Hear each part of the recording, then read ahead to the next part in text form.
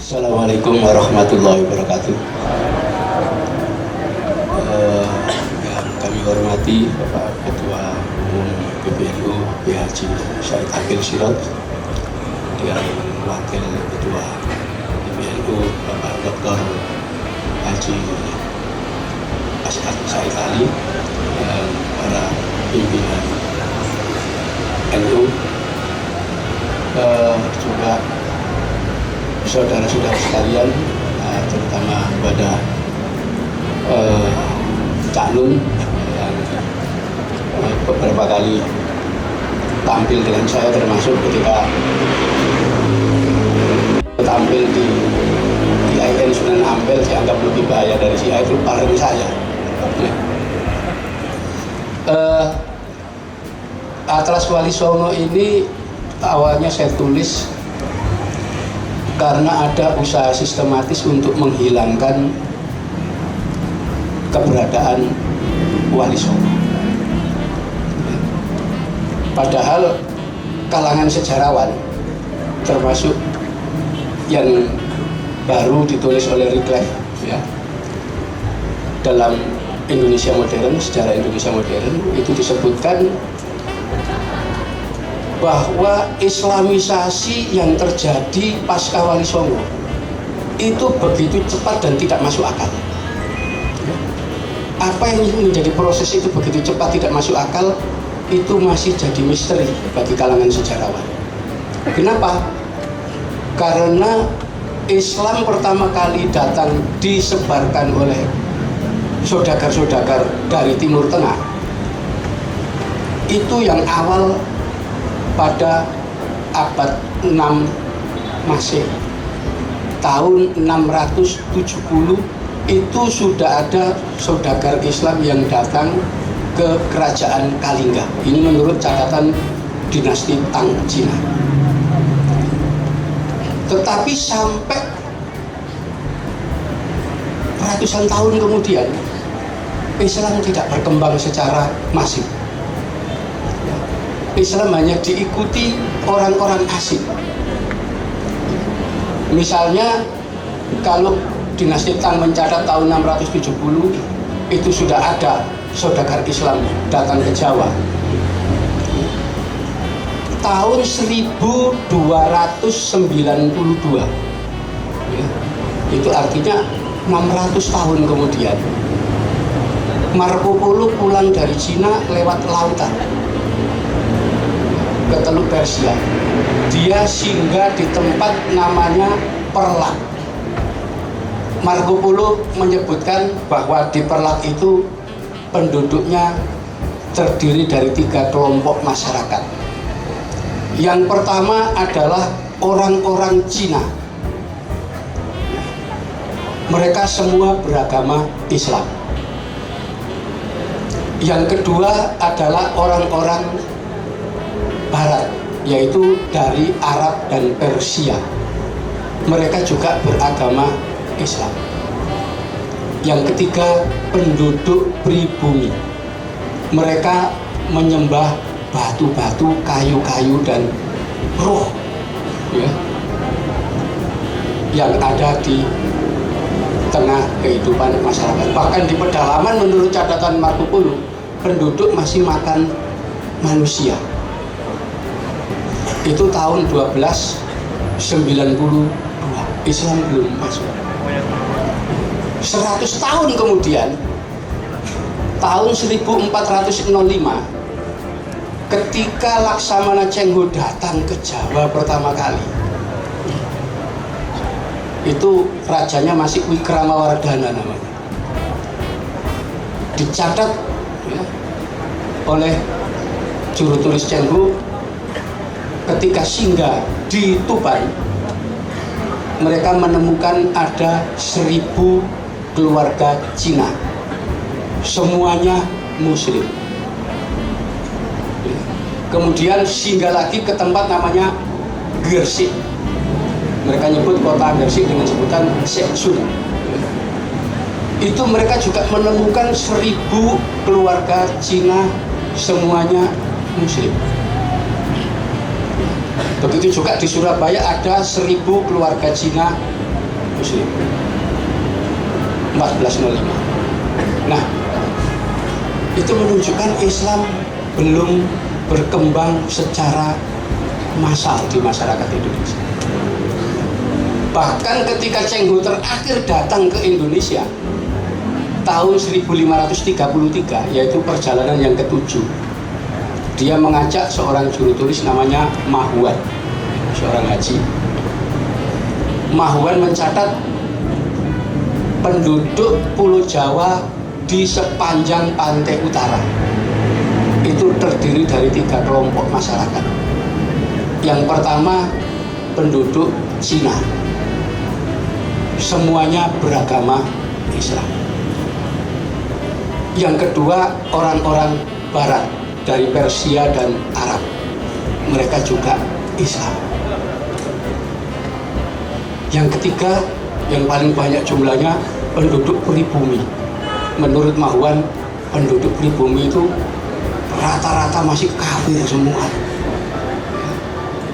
Jadi tahun 1433, jadi ketika dicatat dinasti Tang tahun 670 sampai 1433, 800 tahun Islam tidak bisa diterima di sana. Itu fakta sejarah, sudah nggak bisa ditolak. Lalu 7 tahun kemudian dari Champa, sekarang di Vietnam, datanglah rombongan Sunan Ampel. Itu awal sekali Wali Songo datang. Ketika Sunan Ampel datang ke Mojopahit, diangkat menjadi imam di Surabaya. Kakaknya Ali Murtado itu diangkat menjadi imam di Gresik. Setelah itu putranya Sunan Ampel itu Sunan Bonang, Sunan Derajat, menantunya itu Raden Patah sama Sunan Giri dan seterusnya.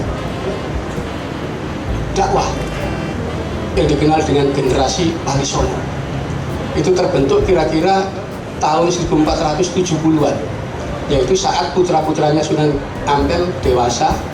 Sunan Ampel sudah punya menantu dan murid-muridnya. Itu era Wali Songo 1470. Nah, kalau Wali Songo dakwah mulai itu 1470 secara dengan pendekatan yang kultural kepada masyarakat, ya, kira-kira 50 tahun kemudian setelah Wali Songo itu lahir, yaitu tahun 1515, seorang Portugis bernama Tommy Pires datang ke Jawa. Itu masih ada Sunan Kalijogo, masih ada Sunan Giri kedua, masih ada, 15. Tommy Pires mencatat sepanjang pantai utara Pulau Jawa penguasanya adalah adipati Muslim. Ada kerajaan Jawa kafir di pedalaman, di kota Dayo. Nama rajanya Wijaya, yaitu Mojopahit, sudah di pedalaman. Jadi setelah ada Wali Songo, sepanjang pantai utara itu Muslim semua sudah. Artinya dakwah itu dilakukan Wali Songo, karena sebelum Wali Songo nggak ada. Itulah yang oleh para sejarawan dianggap ini nggak masuk akal, berdakwah Islam begitu cepat dalam waktu 50 tahun. Ketika sebagian tokoh-tokohnya masih ada, sudah menyebar ke Jawa, padahal waktu itu namanya transportasi komunikasi sulit, tapi mampu meluas. Bahkan dicatat Tommy Pires, dakwah Islam itu sampai ke daerah itu di Maluku. Itu tahun 1522, 7 tahun setelah kehadiran Tommy Pires, itu ada orang Italia namanya Antonio Pigafetta datang ke Jawa. Dia masih melihat ada orang Mojopahit di sini. Jadi Tapi dia sudah melihat seluruh pantai utara dan pedalaman itu sudah sebagian besar Muslim. Artinya itu memang dakwah Wali Songo. Bagaimana ini mau dihilangkan dari sejarah itu? Kalau sejarah saat dunia itu mengakui bahwa pasca Wali Songo itu ada gerakan dakwah yang begitu cepat diikuti, dan itu mereka belum bisa menjawab. Ternyata kalau kita kaji ya, dengan kacamata sosiologi masyarakat yang ada pada waktu itu, ada beberapa faktor yang menyebabkan Islam tidak bisa diterima oleh masyarakat di Nusantara secara massal. Kita ambil contoh, ketika awal Islam dikembangkan, Rasulullah itu sempat mengirim surat kepada Kisra Persia, Raja Persia, untuk memeluk Islam. Tetapi Raja Persia menolak, bahkan dengan marah-marah merobek surat-surat itu. Dia mengatakan, kita itu bangsa sudah beradab, sudah maju, bagaimana disuruh mengikuti orang dari padang pasir yang nggak punya peradaban? Nggak mau, menolak. Ketika surat dikirim lagi oleh Rasulullah ke Kaisar Romawi Heraklius, ya, diterima sama Heraklius, ya, saya terima surat ini, sampaikan hadiah-hadiah saya untuk Nabi Muhammad. Tapi Heraklius juga menolak. Kenapa? Oh, kita tuh bangsa maju, bagaimana bisa mengikuti orang dari padang pasir? Menolak. Kenapa? Karena kemajuan ilmu pengetahuan yang berkembang waktu itu. Rupanya kasus ini juga terjadi di Indonesia.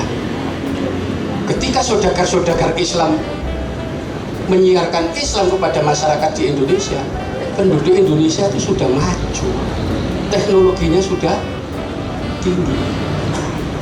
Contoh bahwa ketika Islam dikembangkan sudah tinggi, pada abad ketiga tahun 270-an, ada seorang pegawai bea cukai dari pelabuhan Guangzhou, namanya Wan Shen. Dia menulis kapal dagang dari selatan, dari Jawa, itu yang dagang ke Cina. Ukurannya 3 kali ukuran kapal Cina. Jadi jongjong Cina itu paling panjang 20 meter ukurannya. Kapal yang dari selatan ukurannya 65 meter.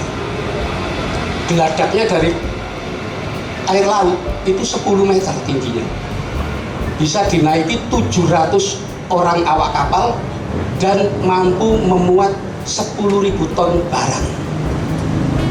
Abad ketiga Masehi, bayang, sudah bisa bikin kapal begitu. Cina aja belum bisa, masih sepertiga dari kapal.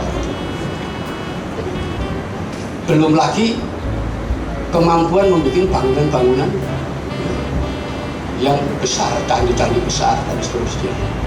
Itu mereka catat semua.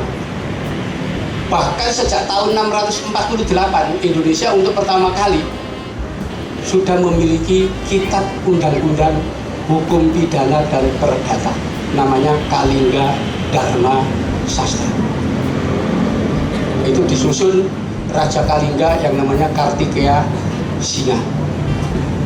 Kartikeya Singa inilah yang istrinya nanti dikenal dengan nama Ratu Sima.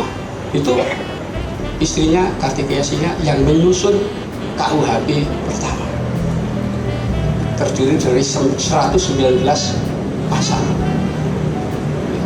Jadi tahun 648 itu sama dengan masa Khalifah Utsman. Jadi sudah punya KUHP kita. Jadi sudah betul-betul maju. Sistem pemerintahan juga seperti itu. Jadi seperti yang diungkapkan Cak Nun tadi, bahwa raja itu hanya sebagai kepala negara. Raja ini yang membawai para hakim, para jaksa. Dia hanya punya kewenangan hukum, menegakkan hukum. Yang ngatur pemerintahan itu namanya Mahapati, Patih, eksekutif. Jadi raja nggak ikut-ikut pemerintah. Ya. Nah, sistem demokrasi yang diadakan waktu itu untuk melindungi rakyat, raja punya kewenangan untuk menerima laporan langsung dari rakyat. Jadi raja itu punya tempat ya, di alun-alun, ada Waringin 2, raja duduk di situ. Rakyat yang protes terhadap jalannya pemerintahan yang dijalankan Patih, itu biasanya dia akan berjemur hanya pakai cawat.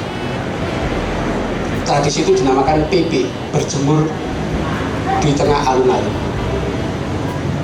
Kalau sudah siang, dia biasanya ada petugas yang datang disuruh menghadap raja.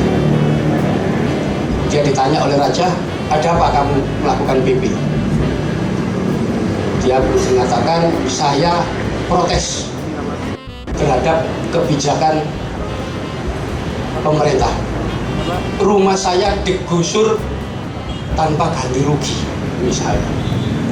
Ada petugas yang nyatet, nanti akan disampaikan kepada pemerintah oleh raja. Makin banyak orang yang lapor, raja tahu ini berarti gak mampu jadi pemerintah ini. Kenapa? Makin banyak rakyat yang mengeluh, makin banyak rakyat yang protes.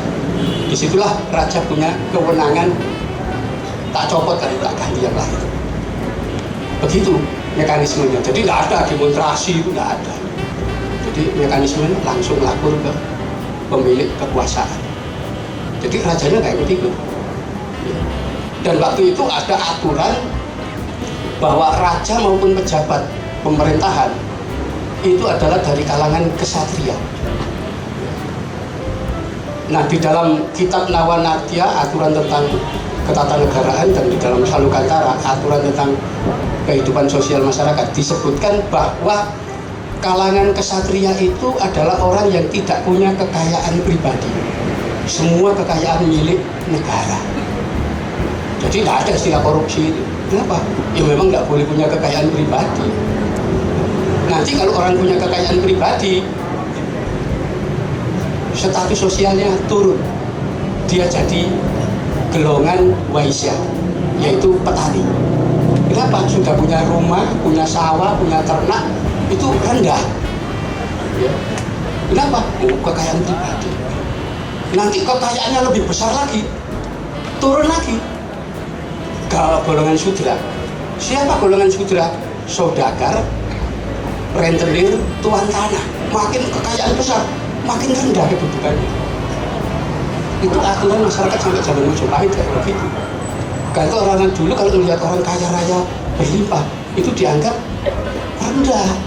Sampai sekarang itu di daerah kampung saya itu, kalau ada orang kampung kok kaya yo, langsung paling punya tuyul, jadi rendah gitu.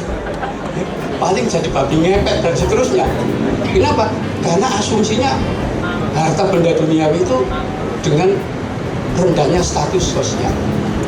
Nah, di bawah golongan sudra itu ada golongan candala dan ada lagi golongan maleca, yaitu golongan orang asing. Ya. Itulah yang di dalam prasasti Wurudukidul disebutkan golongan kilalan, pelayan. Gitu. Jadi zaman sejak Mataram kuno sampai zaman Sriwijaya, sampai zaman Majapahit, itu penduduk pribumi tidak boleh bekerja sebagai pelayan. Kenapa? Karena status pribumi itu adalah wong yukti, orang mulia. Karena itu yang jadi pelayan harus orang asing, yaitu wong kilalan. Karena kata kilalan itu asing artinya. Karena itu ada juru kemir, juru pegu, juru keling, itu juru jenggi, itu ketuanya orang-orang dari Afrika sana. Mereka lah yang jadi pelayan bagi penduduk pribumi di Indonesia. Jadi pribumi dulu lebih tinggi. Karena itu ketika saudagar-saudagar Arab datang ke sini, dia sudah memenuhi kriteria dua. Satu, orang asing dia, golongan maleca, lebih rendah dari sudra. Dua, dia saudagar, sudro. Nggak mau orang ikut kaum sudra itu. Itu sebabnya kedudukan pribumi yang tinggi itu Itu terbukti. Waktu zaman Kertanegara jadi raja, tahu-tahu kebilaikan ngirim utusan. Kamu harus tunduk kepada kaisar. Orang asing yang tinggal di Cina sana marah Kertanegara. Loh di sini itu juru Cina itu jadi pelayan nih. Saya disuruh tunduk. Itulah Meiji itu dilukai sama Kertanegara. Dan itu diwarisi sampai zaman Islam. Itu sebabnya ketika Jepang dulu di Indonesia menerapkan aturan Shikre, jadi tiap jam 7 pagi semua orang Indonesia harus keluar dari rumah menghadap ke arah utara, kemudian membungkuk menghormat ke rukuk itu 90 derajat, menghormati Tenno Heika. Yai Hasyim Asy'ari marah, membuat fatwa barang siapa yang melakukan Shikre umat Islam maka dia melakukan kemusyrikan, rukuk kepada manusia kaisar Jepang. Kenapa? Nggak mau tunduk sama asing. Itu dipelihara begitu. Jadi sampai zaman Mojopahit sampai Demak itu pribumi tetap nomor 1. Itulah yang mengapa kenapa Islam tidak bisa diterima di sini. Nah, ketika Wali Songo datang di sini, ya, mereka kan bukan saudagar, golongan Brahmana. Ya, sunan-sunan itu Brahmana, guru-guru diikuti. Ya, di situ. Apalagi mereka kemudian kemudian menjadi bangsawan-bangsawan di sini. Mereka jadi panutan. Itulah salah satu faktor kenapa Islam bisa diterima, karena penyesuaian struktur sosial. Nah, proses ini baru mengalami perubahan pada 1 Mei tahun 1848 ketika Belanda menerapkan struktur sosial yang namanya BW, Burgerlijk Wetboek, yaitu menempatkan kulit putih itu warga kelas 1, timur asing, Cina, Arab, India warga kelas 2, pribumi, inlander warga kelas 3. Dibalik sama Belanda seperti itu. Itulah kenapa orang-orang pesantren kemudian melakukan perlawanan, melawan Belanda. Kenapa? Tidak mau diindahkan. Itulah dalam kolonial arsip sampai kita temukan selama tahun 1800 sampai tahun 1900, dalam tempo 100 tahun, catatannya ada terjadi 112 kali pemberontakan dipimpin guru torekot dan dari pesantren. Itulah sampai NU berdiri menganut politik yang namanya tasawuf. Itu perlawanan terhadap Belanda. Tidak mau orang pesantren direndahkan oleh aturan pemerintah.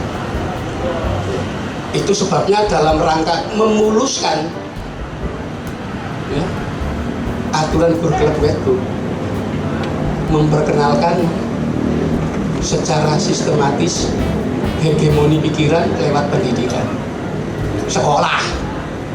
Jadi sekolah itu sebetulnya proses kolonialisasi, penundukan masyarakat untuk mengikuti aturannya kolonial. Pesantren tetap nggak mau. Karena itu tidak diakui pesantren.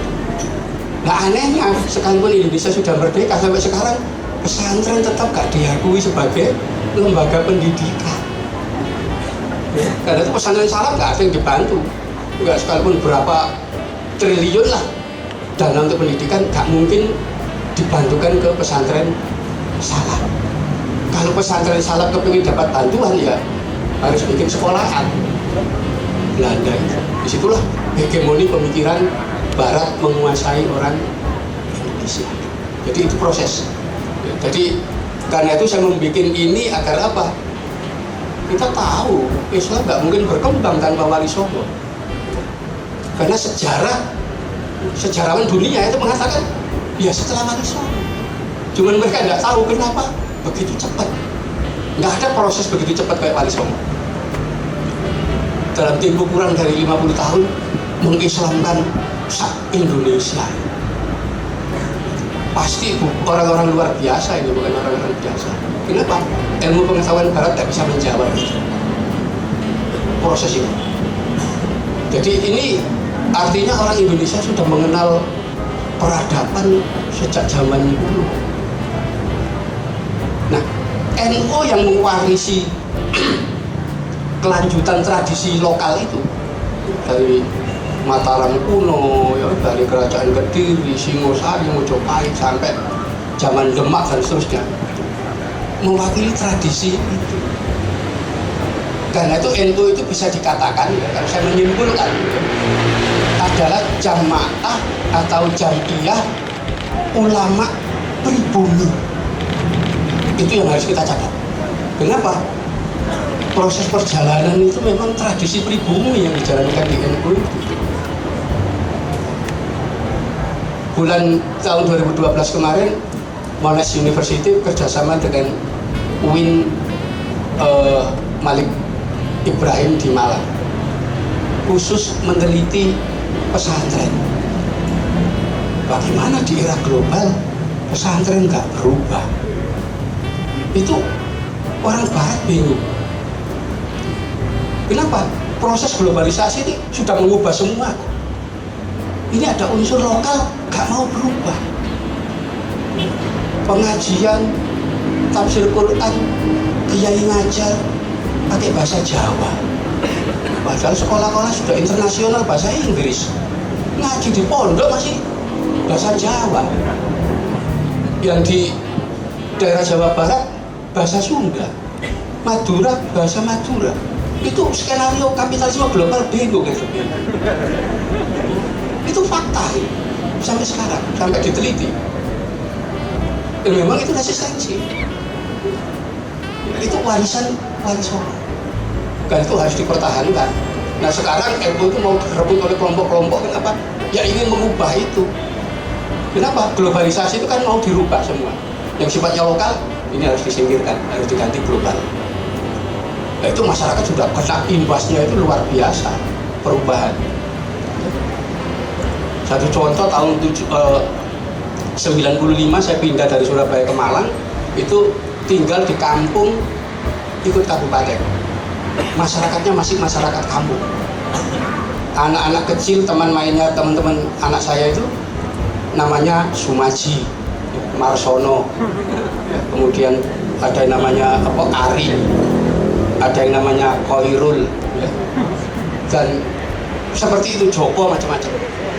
Begitu reformasi tahun 99-2000, Farel, Marvel, Ronaldo, loh, berubah namanya, nama global.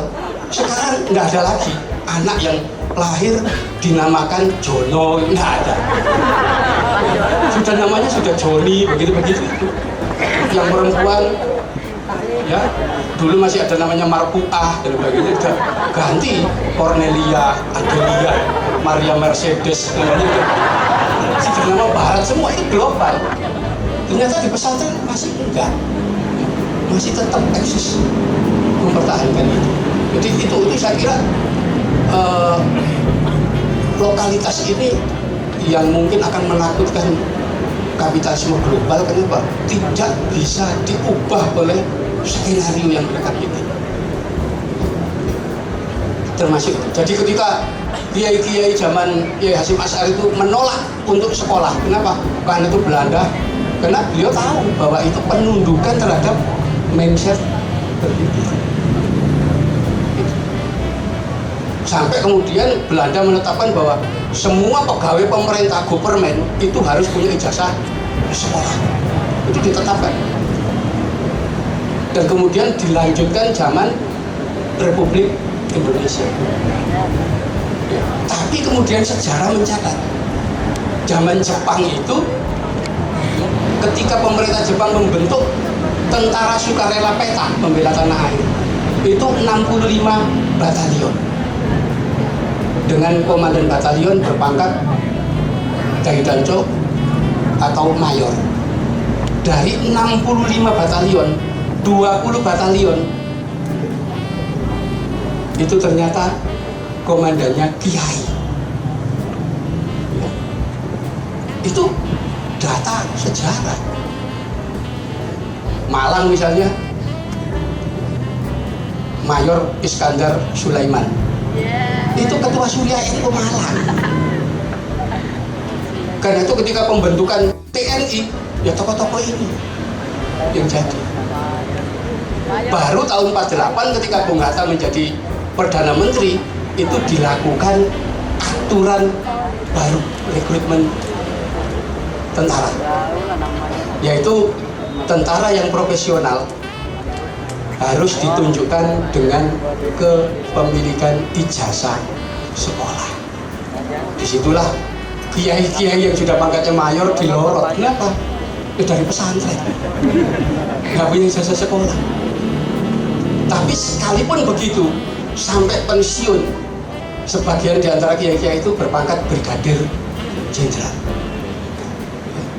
Artinya santri buktinya bisa jenderal terakhir. Itu fakta-fakta sejarah.